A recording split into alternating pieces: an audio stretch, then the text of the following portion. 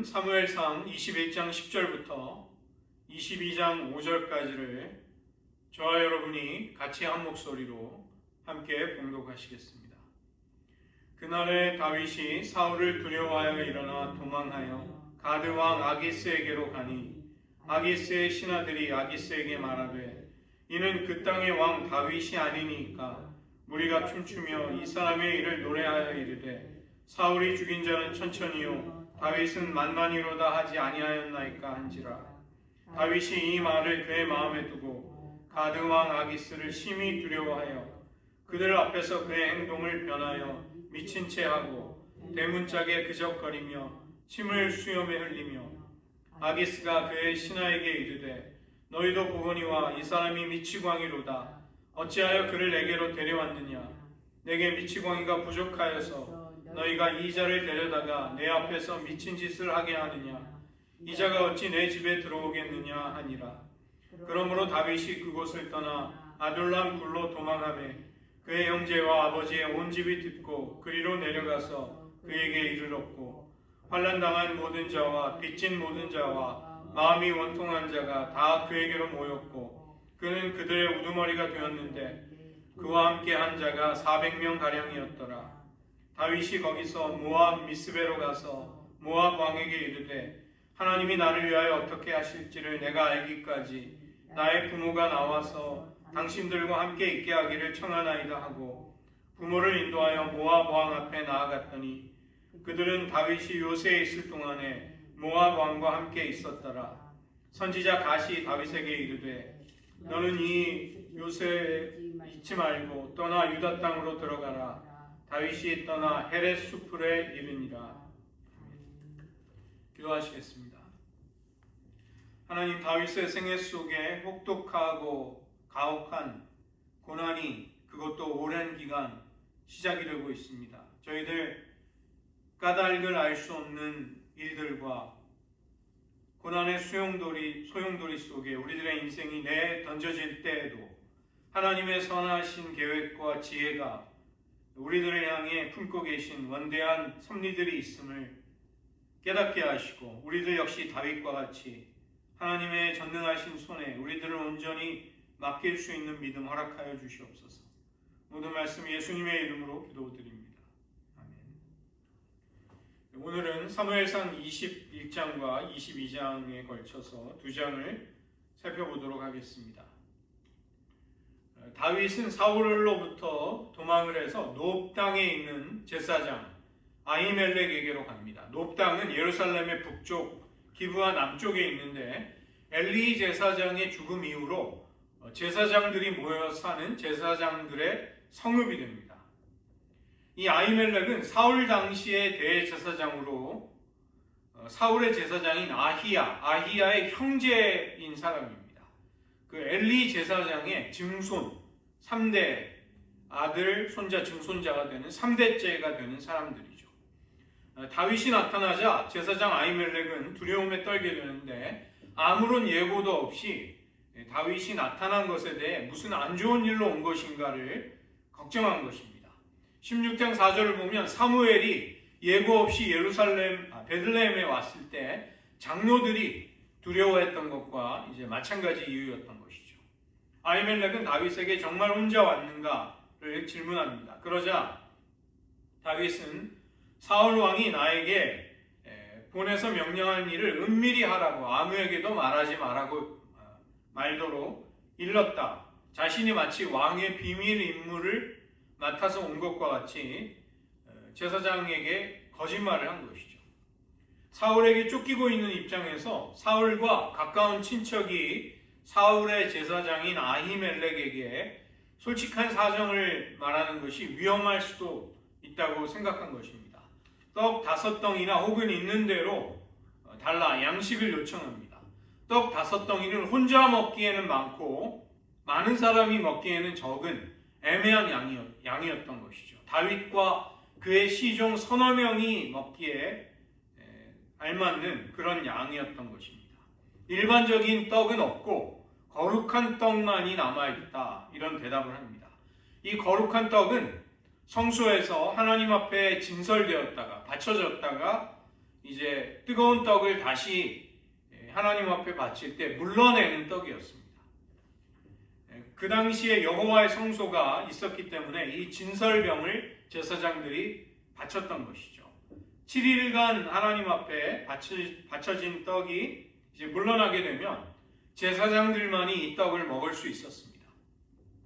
그러나 아히멜렉은 다윗의 배고픈 상황을 고려해서 너와 함께한 너의 일행들이 제물을 먹을 수 있는 상태인가를 질문합니다. 소년들이 여자를 가까이 하지 않는다면 줄 수 있다.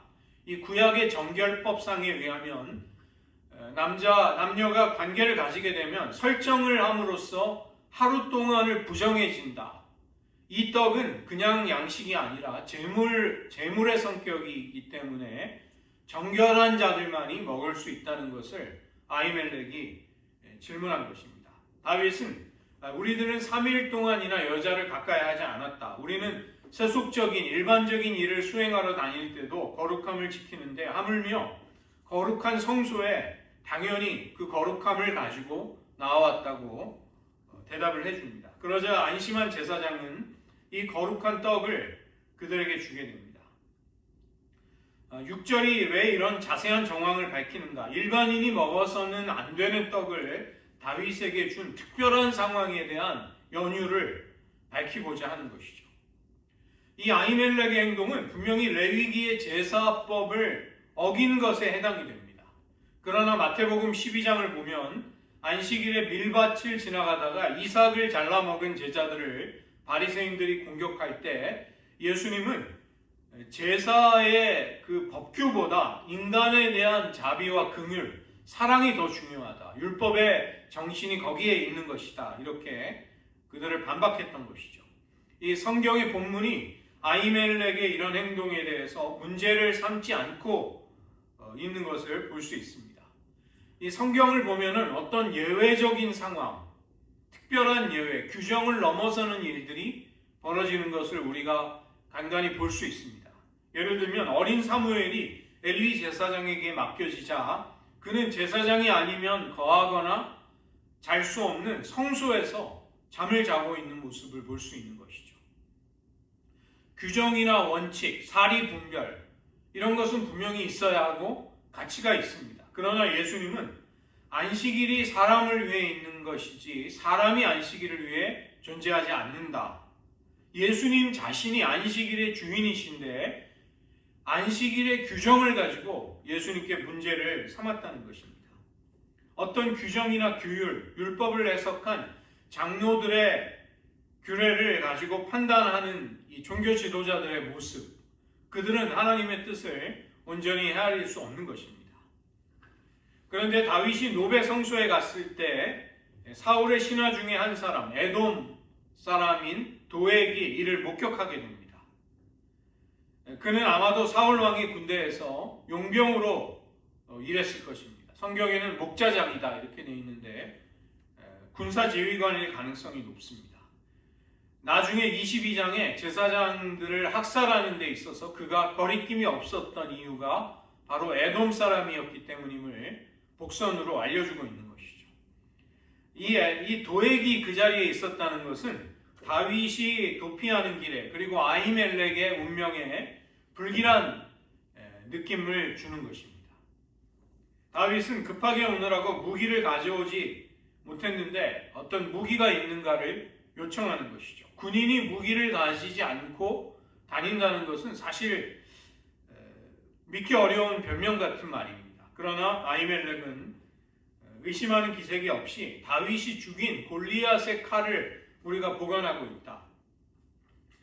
다윗이 물맷돌을 던져서 쓰러뜨린 후에 그 칼집에서 칼을 꺼내서 골리앗의 머리를 뱉던 그 칼, 바로 그 칼을 말하는 것이었습니다.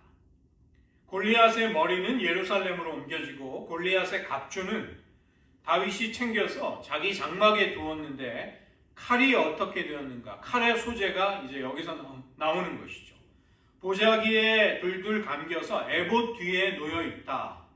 이렇게 이야기를 하는 것입니다. 블레셋에 대한 승리의 기념으로 성소에 보관하고 있는 것으로 보이는 것이죠. 그런데 왜 하필이면 에봇 뒤에다가 이 칼을 두었을까?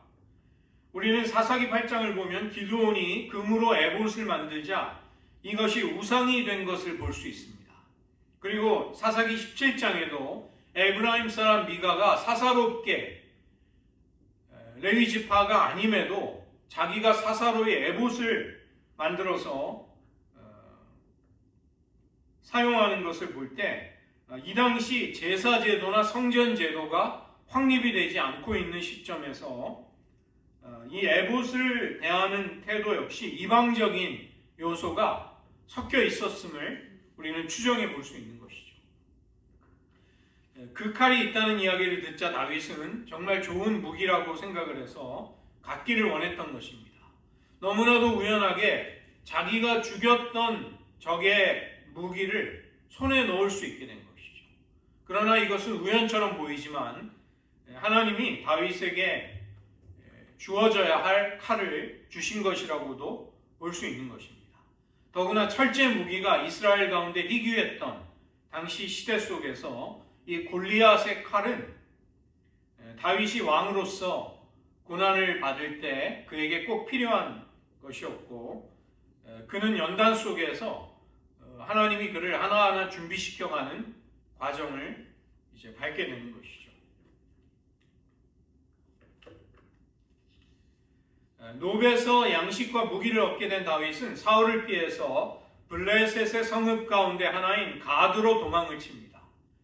이 지중해 쪽에 해안 도시 5개가 블레셋의 중요한 도시 국가였습니다. 블레셋은 느슨한 형태의 도시국가 연맹을 가지고 운영이 되는 그런 민족이었죠. 그래서 가드 왕 아기스에게 자기의 몸을 의탁하려고 하는 것이 다윗의 계획이었습니다. 그런데 하필이면 골리앗의 고향이 바로 가드였던 것이죠.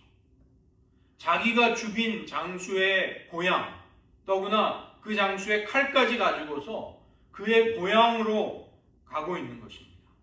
다윗의 선택에 대해서 본문이 왜 그렇게 했는가를 설명하지는 않지만 우리가 몇 가지 추측을 해볼 수 있는 이유가 있습니다. 먼저는 블레셋의 지경 안으로 도망을 쳐야 사울의 영향권에서 벗어나기 때문입니다. 이스라엘 안에 있다면 언제든지 왕이 전령을 보내고 군사를 보낼 수 있기 때문에 추적을 피할 수 없는 것이죠. 두 번째로는 블레셋과 이스라엘이 전쟁과 갈등 상황에 있는 지정학적인 그런 상황이 있는 것입니다. 영원한 적도, 영원한 우방도 없는 냉혹한 정치의 세계에서 적의 적은 나의 친구가 될 수 있는 것이죠. 다윗은 자신이 사울에게 쫓기고 있고 내가 너희들을 위해 열심히 싸워줄 수 있다고 하면 자신을 받아줄 수도 있지 않을까를 생각합니다. 사울이 공동의 적이 될 수 있기 때문에 연합할 수 있다고 생각을 한 것이죠. 놀랍게도 27장에 이 방법이 아기스에게도 다시 한번 통합니다. 그러는 것을 보면 이게 다윗이 생각했음직한 그런 논리가 되는 것이죠. 세 번째로는 지정학적인 위치, 이 가드가 다윗의 고향 베들레헴과 가장 가까운 거리에 있는 블레셋의 도시였기 때문입니다. 서쪽으로 직선거리에 있는 고향집과 연락하기에 용이했기 때문에 그는 가드를 눈여겨보았을 것입니다.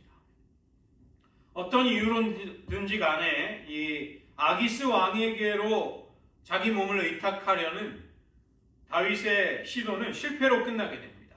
신하들이 다윗을 보자마자 골리앗과의 전투를 떠올리고 심지어는 이스라엘 백성들이 다윗을 추앙하면서 부르는 노래까지 알고 있었던 것이죠. 그것을 아기스 왕에게 이야기합니다. 21장 11절을 보시면 심지어 블레셋 왕의 신하들은 다윗을 가리켜 그 땅의 왕 다윗 이렇게 부릅니다. 다윗을 왕이라고 지칭하는 그 첫 표현이 블레셋 신하들의 입술에서 나오는 것입니다. 신하들이 하는 말을 다윗도 듣게 되자 그는 자신의 계획이 수포로 돌아갔음을 알게 됩니다. 도리어 자기가 지금 적의 소굴에 제 발로 들어간 꼴이 됐음을 뒤늦게 느끼게 되는 것이죠. 아기스가 언제든 자신을 죽일지도 모른다는 두려움에 그는 전략을 바꾸게 됩니다. 죽일 필요조차 없는 쓸데없는 자라는 것을 믿게 하기 위해서 미친 척을 하고 성문에 알 수 없는 그림을 끄적거리고 침을 흘리면서 정신병자 신용을 한 것입니다. 아기스 왕은 다윗이 정말로 미쳤다고 생각을 하면서 화를 내고 그를 추방하게 됩니다. 다윗은 자신이 도피하려는 첫 번째 망명지에서 정말 죽을 고비를 아슬아슬하게 피해서 구사일생으로 돌아오게 되는 것이죠. 여기 겉으로만 보면 다윗을 도와주시는 하나님의 손길이 나오지 않는 것처럼 보입니다. 그리고 다윗이 하나님께 도와달라는 간구를 했다는 부분이 없습니다. 자기의 지혜로 인간적으로 도피처를 생각하고 찾으려다가 실패한 다윗. 우리는 그를 보면서 중대하고 심각한 상황에서만 하나님을 구하는 것이 아니라 심지어 도망칠 때도 우리들의 일상의 모든 순간에 우리는 하나님을 의지할 필요가 있는 것을 깨닫게 되는 것이죠. 시편 34편이 바로 이 정황을 거치고 난 직후에 다윗이 지었던 시편입니다. 그 표제가 다윗이 아비멜렉 앞에서 미친 채 하다가 쫓겨나서 지은 시. 여기 보면 하나님을 찾고 의지하는 자의 생명을 지켜주시는 그 하나님께 대한 뜨거운 감사를, 신뢰를 다윗은 노래하고 있는 것이죠. 다윗이 도착했을 때 아히멜렉이 두려워 떨지만 실제로 정말로 두려워하는 사람은 다윗 자신이었습니다. 누구도 믿을 수 없는 상황에 그는 어쩔 수 없이 사울의 은밀한 비밀 지령을 사명을 수행하러 왔다. 이렇게 제사장을 속이고 먹을 것과 무기를 얻게 됩니다. 도망자가 성소를 피난처로 삼은 것, 그것은 혹시라도 하나님이 나의 결백을 알아주실 것이라는 그의 믿음이 반영되었을 수도 있는 것입니다. 지금 세상에서 오갈 데 없는 가련하고 상처 입은 사람들이 과연 교회를 자신의 도피처, 피난처로 삼을 수 있을까요? 그들이 찾아와 울고 웃고 회복이 될 수 있는 희망과 안식의 장소가 과연 될 수 있는가? 믿지 않는 사람들이 교회가 과연 약하고 소외된 자들을 향해 열려 있다고 생각할 수 있을까요? 또 교회를 신뢰할 만한 곳으로 여길 수 있는가? 그런 어려운 갈등, 사실은 굉장히 어려운 문제를 우리는 직면하고 있는 것이죠. 아히멜렉은 다윗과 그 부하들의 정결함을 확인하자 제사장만이 먹을 수 있는 성소로부터 물려낸 진설병을 내어주게 됩니다. 골리앗에게 빼앗은 칼도 주는 것이죠. 예수님은 아히멜렉의 이런 행동을 율법의 참 의미를 알고 있는 잘한 행동이다. 이렇게 평가를 하신 것입니다. 왜냐하면 마태복음 12장에서 다윗이 성소에 가서 제사장들만이 먹을 수 있는 떡을 먹은 것을 읽어보지 못하였느냐? 예수님은 구약의 이 예를 정확하게 콕 집어서 들고 계시는 것이죠. 이웃을 사랑하는 것은 공경에 처한 이웃의 생명을 살리는 것이고 바로 율법을 주신 하나님의 뜻을 행하는 길이 되는 것입니다. 반면에 에돔 사람 도액은 다윗과 아히멜렉의 만남을 보게 되고 그것은 22장에서 벌어지는 제사장 학살 사건의 계기가 되는 것이죠. 불완전한 세상, 모든 선한 의도가 선한 결과로 우리에게 돌아오지 않습니다. 악의 없이 행한 일이 누군가에게는 부메랑처럼 아픔이 되어서 그를 찌르는 칼이 되어서 돌아오기도 하는 것이죠. 성공과 행복으로 보여지는 일이 계속되지 못하고 불행과 근심을 낳는 계기로 바뀌기도 하는 것입니다. 가장 쓰라린 경험, 그것은 선의와 은혜로 행한 일이 배신과 미움으로 적의로 돌아오게 될 때 우리는 당혹스러워하는 것이죠. 다윗은 급기야 이스라엘의 원수 골리앗의 고향 가드에까지 도망을 칩니다. 아무리 갈 데가 없더라도 자기가 죽인 블레셋 장수의 고향으로 피신을 한다는 것이 과연 올바른 판단이었을지 당연히 의문이 되는 것이죠. 어찌 보면 다윗은 그 정도로 제대로 된 판단을 하기 어려울 정도로 절박하고 위험을 느끼고 있었다는 것입니다. 아기스 왕의 신하들이 그의 명성을 기억하자 그는 미치광이 행세를 함으로써 겨우 위기에서 벗어나게 되는 것이죠. 아히멜렉을 속여서 떡과 칼을 얻었다면 또다시 아기스 왕을 속여서 그는 목숨을 구걸하게 됩니다. 인자가 머리둘 곳이 없다고 말씀하신 예수님을 연상하듯이 미래의 기름 부음을 받은 왕 다윗, 그는 미친 살한 행세까지 하면서 살아남아야 하는 험난한 시간을 보내고 있는 것이죠. 더구나 이것은 무려 13년간이나 지속이 될 그의 오랜 고통스러운 고난의 초입세, 이제 겨우 시작에 불과했다는 것입니다. 하나님의 마음에 합한 자가 하나님의 마음에 합한 왕이 되기 위해서 하나님의 연단의 시간이 시작이 된 것입니다.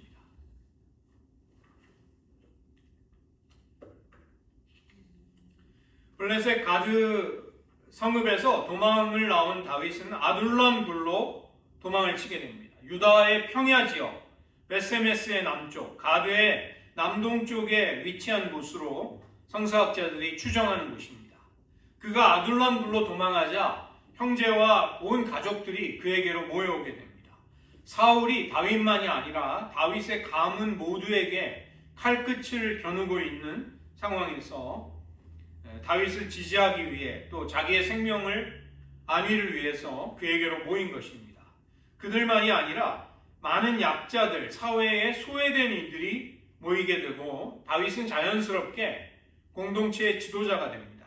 환난을 당한 자, 사회적인 하층민들, 정치적으로 사울에게 괴롭힘을 당하는 사람, 경제적으로 빚을 지고 가난한 이들, 마음이 원통하고 억압받고 박해를 받는 이들, 이들은 사울의 통치 아래서 희망을 찾을 수 없는 사람들, 먹고 살기 힘든 사람들이었습니다. 당연히 이들은 다윗을 지도자로 해서 새로운 나라를 세우고 싶은 열망이 있었던 사람들이죠.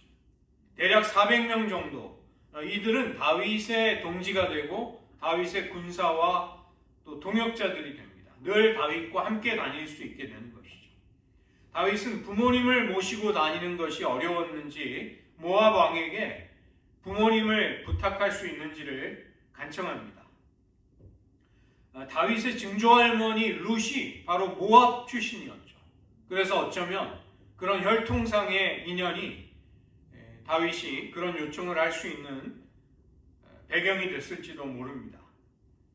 그때 선지자 갓은 아둘람에 있는 다윗에게 찾아와 요새에 있지 말고 떠나서 유다 땅으로 가라. 이것을 선지자로서 그에게 조언해 줍니다. 드디어 하나님께서 다윗에게 구체적으로 어떻게 행동해야 할지를 지시해주고 알려주시기 시작하시는 것입니다.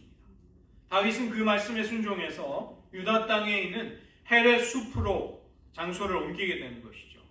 놀랍게도 이때 다윗은 혼자 간 것이 아니라 함께한 400명이라는 공동체와 함께 가게 됩니다. 사울은 이제 도피자로 사는 것은 똑같지만 사울을 견제하는 반대 세력으로, 일종의 정치 세력으로 유다 땅에 다시 등장하게 되는 것입니다. 양자역학의 선구자인 베르너 하이젠베르크, 그는 불확정성의 원리로 유명한 양자역학의 기초를 세운 뛰어난 물리학자입니다. 1932년 당연히 노벨상을 받았습니다. 그는 세계 제2차 대전 전후로 해서 수많은 과학계에 전 세계 천재적인 과학자들의 권유를 받게 됩니다. 망명하라, 자유세계로 미국으로 오면 된다. 그는 심지어 공무차 미국을 방문할 수 있는 기회도 있었습니다. 그러나 그는 모든 권유를 뿌리칩니다. 독일의 젊은 과학자들을 버릴 수 없으며 전후에 폐허가 된 독일 사회를 재건하는 데 나는 헌신하고 싶다. 그 때문에 그는 나치 정권 하에 그 혹독한 시절에 독일에 남고 조국을 떠나지 않습니다. 그리고 그의 선택은 결국은 보상을 받게 되고 그의 결정과 판단은 옳았던 것입니다. 도망다니고 피해야만 목숨을 부지할 수 있었던 다윗, 블레셋 아기스 왕에서 미친 척하면서 목숨을 구걸을 해야 할 만큼 그렇게 고통당하던 그에게 갓 선지자는 이 요새에 머물지 말고 유대 땅으로 들어가라고 이야기를 하는 것입니다. 선지자의 말을 따르면서 왕으로서 받아야 될 고난 그리고 백성들의 신뢰를 그는 함께 얻을 수 있는 것이죠. 인생에서 유리한가 불리한가, 나에게 얼마나 이익이 떨어지는가, 이것이 기준이 될 수는 없습니다. 우리가 하나님의 뜻을 온전히 따를 수 있는가가 우리가 인생의 길을 걸어가야 하는 기준이 되어야 하는 것이죠. 겉으로 보기에 유리한 것이 실상은 불리할 수 있는 것입니다. 반대로 불리해 보이는 길이 진정으로 우리에게 도움이 되는 길도 있는 것입니다.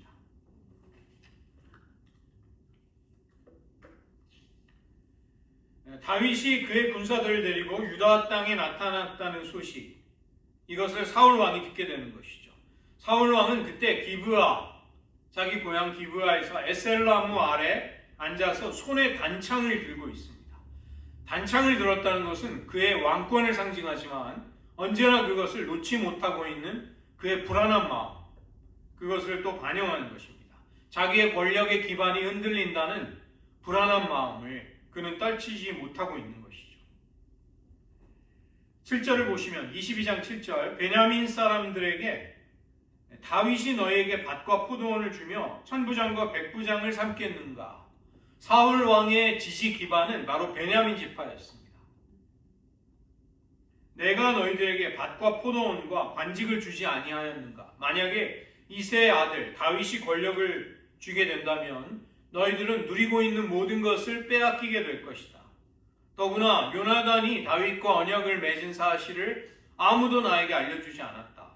나의 이런 처지를 슬퍼해주는 사람도 없고 신하들이 매복해서 반란을 일으키려고 하는 것을 아무도 알려주지 않는다. 그는 불평의 말을 터뜨리는 것이죠. 다윗에 대한 분노, 요나단과 신하들에 대한 불평을, 실망을 그는 드러내는 것입니다. 이때 도액이 나타나서 놉 땅에 다윗이 찾아와 아히멜렉을 만나고 아히멜렉이 그를 위해 여호와께 묻고 칼과 또 음식을 주었다는 것을 이야기하는 것입니다. 사실은 이 아히멜렉이 다윗을 위해 여호와께 물은 사건은, 무언가를 물은 사건은 나타나지 않는데 사실은 거짓말을 하는 것입니다.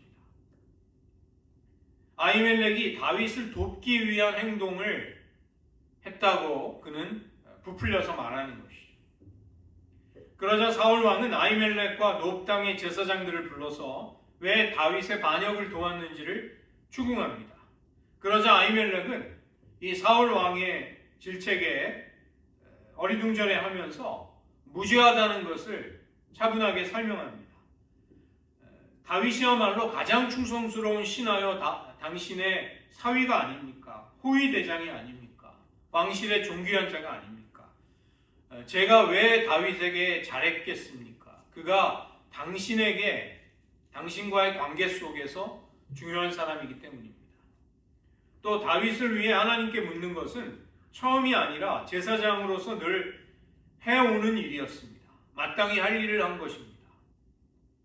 다윗의 반란이라든가 왕에게 해가 되는 일에 대해 저는 아무것도 모르니 혐의를 두지 말아달라고 간청을 한 것이죠. 이 모든 말은 전적으로 옳았습니다. 왜냐하면 다윗이 아히멜렉을 속였기 때문입니다. 사울의 명령을 비밀리에 수행하기 위해 왔다. 그 때문에 아히멜렉은 다윗을 전적으로 도운 것입니다. 그러자 아히멜렉과 그의 모든 가족을 죽이라고 사울 왕은 의심을 풀지 않고 명령을 내리게 됩니다. 여호와의 제사장들을 죽이라. 이 상황이 사실은 왕정 정치라면, 일반 국가라면 왕이 그렇게 할 수도 있을 것이다. 정당화될 수도 있는 것이죠. 왕권을 위협하는 반역의 불씨가 될 사람들을 제거하는 것이 세상의 냉혹한 정치판에서 일어나는 일입니다. 그러나 여기 제사장들을 본문이 여호와의 제사장이라고 반복해서 부르는 것, 그들을 여호와의 제사장을 죽인다는 것은 사울이 하나님과 등지고 하나님을 반역하며 하나님께 전쟁을 거는 것입니다.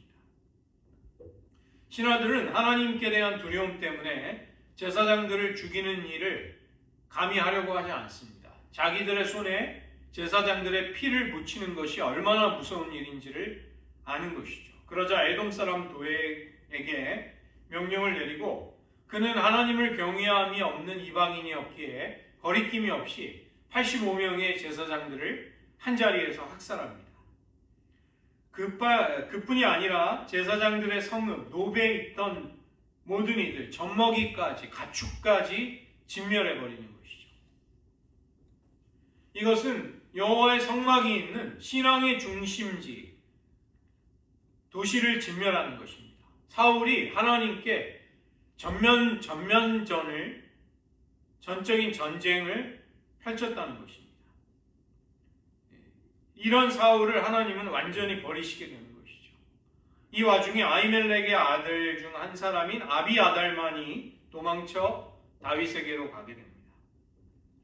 다윗은 제사장들이 학살당했다는 말을 듣고 이 모든 일이 내 잘못임을 고백하는 것이죠. 도액이 이미 그곳에 있었다는 것을, 그리고 그 때문에 자신의 일이 사울에게 알려질 것을 나는 알고 있었다, 이렇게 이야기합니다.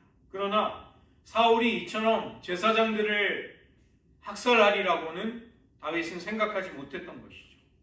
다윗은 죄책감에 아비아달을 보호해 주겠노라고 약속하게 됩니다. 그리고 여호와의 제사장이 다윗과 함께하게 되는 것이죠. 아둘람 굴에 숨어있는 다윗에게는 사람들이 제발로 찾아와서 그와 함께하게 됩니다. 그러나 사울은 고향 베냐민 지파 사람들에게조차 밭과 포도원과 관직을 나누어 주고 자기의 사람들이 되기를 원하지만 그들의 충성심마저 잃을까봐 전전긍긍하고 있는 것입니다. 절대 권력을 가지고 있지만 아무도 자신을 따르지 않는다고 느끼는 것입니다. 즉 하나님을 사랑하는 대신에 아무것도 아닌 권력을 쫓기 시작하는 사울, 그는 인생을 헛된 목표에 낭비하게 되는 것이죠. 예수님은 마치 어중이 떠중이 같은 우리를 불러 모아서 하나님의 백성의 공동체를 만드십니다. 다윗이 아둘람 굴에 있을 때 그에게 찾아온 그런 사람들 같은 그런 우리들인 것이죠. 부활하신 주님은 갈릴리 바닷가, 제자들과의 첫사랑이 시작된 장소에서 바로 조금 전에 주님을 배신하거나 버리고 도망친 그들을 다시 불러 그들에게 생선을 구워주시면서 그들을 맞아주십니다. 사회의 패배자, 찌질이들이 모여서 다윗 왕의 군대에 가장 충성스러운 군사들이 되고 나라를 세우는 열렬한 지지자들이 되는 것이죠. 우리들도 우리 자신만을 보면 초라할지 모릅니다. 그러나 주님은 그런 우리들을 불러 하나님의 나라를 세우시는 분이십니다. 우리는 그 잠깐의 고난에 동참하는 영광을 함께 받는 것이죠. 다윗은 절박한 상황에서도 하나님의 뜻을 묻고 선지자를 통해 하나님이 제시하시는 뜻과 길을 따라가기 시작합니다. 억울하고 원통해서 하나님께 불평을 쏟아낼 수도 있었을 것입니다. 그러나 그는 하나님의 섭리를 의지하는 편을 선택하는 것이죠. 반면에 사울은 도에게 거짓이 섞인 거짓말을 고스란히 믿습니다. 그러나 아히멜렉의 진실된 변론을 전혀 받아들이지 않는 것이죠. 이스라엘의 원수 아말렉을 진멸하라는 명령에 불순종하는 그가 하나님의 제사장들, 자기 백성을 진멸하는 도를 넘는 만행을 저지르게 되는 것입니다. 하나님이 보호하라고 맡겨주신 하나님의 백성들을 학살하는 일을 벌이는 왕, 그런 왕이 되는 것이죠. 하나님을 두려워하지 않는 사람에게 주어지는 힘은 축복이 되지 못합니다. 그런 힘은 사람들과 생명과 사회를 파괴하고 가치를 어지럽히게 되는 것이죠. 다윗은 도에게 칼에서 겨우 도망쳐 나온 아히멜렉의 아들 아비아달에게서 85명의 제사장이 희생당했다는 소식을 듣습니다. 그리고 그 불행이 자신이 아히멜렉을 찾아가 도움을 요청한 일에서 비롯되었음을 알고 괴로워하게 됩니다. 그러나 그는 절망의 자리에만 주저앉아 있지 않고 아비아달에게 보호를 약속하는 것이죠. 우리들의 인생 속에서도 우리의 성공과 행복함의 뒤안길, 거기에는 우리 때문에 억울한 일을 당하고 부담을 짊어지고 희생을 당하는 선의의 피해자가 사실은 있을 수 있는 것입니다. 그 때문에 우리는 겸손해야 하고 우리에게 맡겨주신 기회, 자원, 시간 같은 것을 하나님의 뜻, 그분이 사랑하시는 사람들을 위해 쓰고자 우리는 부단히 하나님의 은혜를 구해야 하겠습니다. 그 초안지에 보면 항우와 한신이 천하를 놓고 패권을 다투다가 항우가 딱 한 번, 한신에게 딱 한 번 패배를 당하고 그는 그 패배에 자존심을 이기지 못한 채 목숨을 스스로 끊게 됩니다. 그 반면에 한신은 젊은 시절 그는 사람들의 가랭이를 기어가라는 수모와 수치를 다 견디면서도 성장해서 결국은 나라를 건국하는 사람이 되는 것이죠. 생명보다 소중한 것은 없는 것입니다. 아히멜렉이 다윗을 만나서 두려워했던 것은 사실은 다윗 때문이 아니라 광기에 사로잡힌 사울 왕 때문이었습니다. 진설병은 제사장에게만 허락이 된 레위기 24장에 따르면 제사장 이외에는 먹을 수 없는 떡이었음에도 그 떡을 다윗과 일행들에게 건네주는 것이죠. 이것은 겉으로 보기에는 율법을 범하는 것처럼 보입니다. 그러나 예수님은 이런 행동이 율법의 핵심인 사랑으로부터 비롯된 행동이라고 그렇게 칭찬해 주십니다. 골리앗의 칼을 들고 골리앗의 고향 가드로 망명하기를 원했던 다윗은 그 땅에서도 경계와 두려움의 대상이 되죠. 안전을 보장받기 어렵다고 직감한 다윗은 미친 척하는 미친 사람의 연기를 하게 됩니다. 때로는 비굴해 보일지라도 생명을 위해서 우리는 자존심을 내려놓아야 할 때가 있습니다. 아히멜렉이 망명을 앞둔 다윗의 요구를 들어준 것, 분명히 거기에는 생명을 소중하게 여기는 그의 마음이, 율법의 정신이, 진정한 정신이, 신념이 있었던 것이죠. 다윗이 블레셋에서 아차, 자기가 실수했구나를 깨닫게 되자 그는 모든 자존심을 내려놓습니다. 생명은 그만큼 중요하고 가치가 있는 것입니다. 그 반면에 권력에 집착하는 사울은 점차 괴물로 변해가게 되는 것이죠. 권력을 가지고도 타락하지 않고 순수하게 하나님을 경외하는 성품이나 태도를 유지할 수 있는 비결이 무엇일까? 다윗처럼 혹독한 고난과 연단을 받는 것뿐입니다. 인간 안에는 선한 것이 없기 때문입니다. 어리석은 지도자들, 그들에게 주어진 권력 때문에 많은 사람들이 고통을 겪습니다. 톨킨이 쓴 그 반지의 제왕, 거기에 나오는 절대 반지는 한 번 끼면 사람이 절대로 포기하지 않게 만드는 마력이 있습니다. 그러면서 권력을 잡은 사람을 괴물로 변해가게 하는 것이죠. 그러나 권력과 권세의 주체는 오직 하나님이십니다. 우리에게 그 권세와 영향력의 일부가 주어질 때 그것은 하나님을 섬기라고 주어진 것입니다. 그 선을 지킬 때에만 우리는 안전할 수 있는 것이죠. 반역자 다윗 주변으로는 다윗의 형제와 가족들, 그리고 원통한 일을 당한 400명의 사람들이 모여들기 시작합니다. 반면에 사울 주변의 모든 사람들은 그의 학정을 두려워하고 고통을 당하는 것이죠. 도액이 나타나 아히멜렉을 고발하는데 자신의 안위와 성공을 위해 서슴지 않고 거짓말을 하고 다른 사람을 거꾸러뜨리기 위한 혀를 사용하는 것. 이것은 성경 속이나 우리의 현실에서나 그리 다르지 않은 똑같이 일어나는 일들인 것이죠. 권력에 집착하면서 인성을 잃어가는 사람들, 우리는 그런 사람들을 역사 속에서 많이 볼 수 있습니다. 그러나 다윗이 다행히도 권력을 쫓는 자가 아니라 하나님을 갈망하는 사람으로 끝까지 남을 수 있었던 것, 그것은 그가 사울보다 경건하거나 뛰어나기 때문이 아니라 하나님의 은혜와 긍휼이 있었기 때문입니다. 놀랍게도 그 은혜의 손길은 혹독한 고난과 연단을 통해 찾아온 것이죠. 자기 입으로 침을 흘리며 미친 사람으로 가장을 해서 내쫓김을 당하면서까지 생명을 구걸해야 하는 비참한 지경으로 그는 떨어지게 됩니다.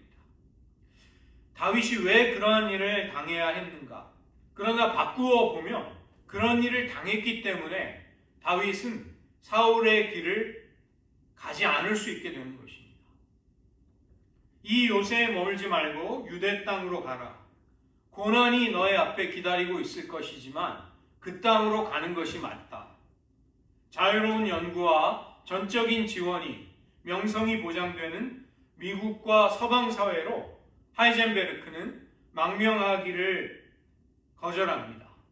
혹독한 나치 치하, 히틀러의 광기를 그는 숨죽여 견디면서 전쟁 후 폐허로 변한 독일 사회를 위해 준비하면서 조국에 남았던 것이죠. 우리는 우리의 삶의 자리를 지금 어디에 두고 있습니까? 침을 흘리면서 저 비열한 놈, 저 미친 놈, 저 부정한 놈 소리를 들을지라도 우리는 하나님이 주신 사명을 감당하기 위해 생명을 지키기 위해 그런 고난을 통과하기도 하는 것입니다. 그리고 그것이 역설적으로 우리를 안전하게 지키는 길이 될 것입니다. 다윗의 생애 속 그의 고난은 혹독하고 이제 오랜 세월 계속되지만 그는 결국은 그 길을 감으로써 하나님의 은총을 잃어버리지 않게 됩니다. 그런 하나님께 우리 자신을 맡길 수 있는 모두가 되시기를 주님의 이름으로 축원드립니다. 이 시간 다윗의 생애를 한번 돌아보시면서 여러분의 생애 속에 한번 오버랩을 시켜보시기 바랍니다. 이 요새에 머물지 말고 유대 땅으로 들어가라. 우리들이 거할 곳은 편안하고 안전하고 모든 사람이 우리를 칭찬해주고 환영해주는 곳이 아닐 수도 있습니다. 하나님은 고난이 기다리는 곳으로 우리를 보내심으로써 우리의 심령을 지켜주시기를 원하십니다. 만약에 그렇다면 우리도 다윗처럼 연유를 알 수 없는 모욕과 자존심이 땅에 떨어지는 일들을 겪을지도 모릅니다. 끔찍한 배신과 등 뒤에서 우리를 고발하는 혹독한 일이 일어날지도 모른다는 것입니다. 그러나 다윗은 자신의 의지, 자신의 뜻 대신 가선지자 그리고 제사장의 말을 귀담아 듣습니다. 그는 하나님을 경외하기 때문입니다. 그러나 반면에 사울은 점점 더 권력을 쫓아 하나님을 마음에서 저버림으로써 하나님과 전쟁을 벌이는 헤렘 전쟁을 아말렉과 벌이는 대신 끔찍하게도 제사장의 성읍 노읍과 벌이는 끔찍한 사람으로 변질되게 됩니다. 우리들 인생이 끝까지 하나님 앞에 신실할 수 있는 길은 우리들의 결심에 있지 않습니다. 그것은 고난을 통해서라도 우리를 연단하시는 하나님의 손길에 은혜의 이끄심에 우리를 맡길 때 우리는 승리할 수 있을 것입니다. 이런 은혜를 우리들 평생에 허락하여 주시기를 이 시간 잠시 기도하시겠습니다.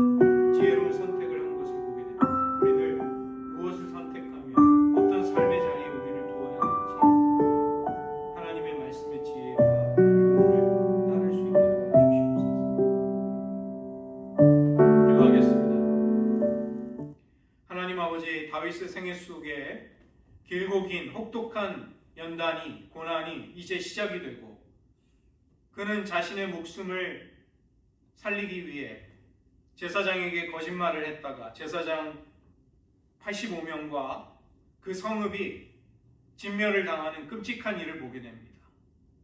그는 또 거짓말을 통해서 자신을 정신병자로 미친 사람으로 신용하면서까지 자기의 목숨을 구걸하며 살려내야 했던 비참한 일까지 겪으며 그의 모든 자존심은 산산조각이 났을 것입니다. 그러나 반대로 그가 그런 일을 겪지 않았더라면 그는 사울에게 찾아왔던 권력에 대한 유혹 앞에 넘어졌을지도 모릅니다. 하나님, 우리들 인생 속에 왜 이해할 수 없는 일들이 찾아오는가를 우리가 의문시하고 그 해답을 찾을 수 없어 괴로워할 때 잠잠히 다윗의 생애를 보게 하시고 우리를 사랑하셔서 이유를 알 수 없는 고난에 던져진 예수님을 생각할 수 있게 도와주시옵소서. 지혜로운 독일의 과학자 하이젠베르크, 그는 인간적으로 불리해 보이는 조국에 남는 편을 택함으로써 진정으로 자기의 조국을 사랑하는 그의 헌신을, 사랑을 행할 수 있었습니다. 다윗에게도 요새에 머물지 말고 고난이 기다리는 유대 땅으로 들어가라는 선지자의 음성 앞에 순종하는 다윗을 보게 됩니다. 우리들 하나님의 뜻에, 하나님이 가라고 하신 곳 어디든 그것이 우리를 괴롭게 하고 상처 입히고 우리를 무너지게 할지라도 하나님이 이끄시는 방향에 순종하는 것이 하나님의 뜻을 이루며 그것이 우리의 영혼을 영원히 진정으로 유익하게 하는 길임을 확신하면서 그런 하나님의 손에 우리를 온전히 맡길 수 있는 저희들 되게 하여 주시옵소서. 모든 말씀 예수님의 이름으로 기도드립니다.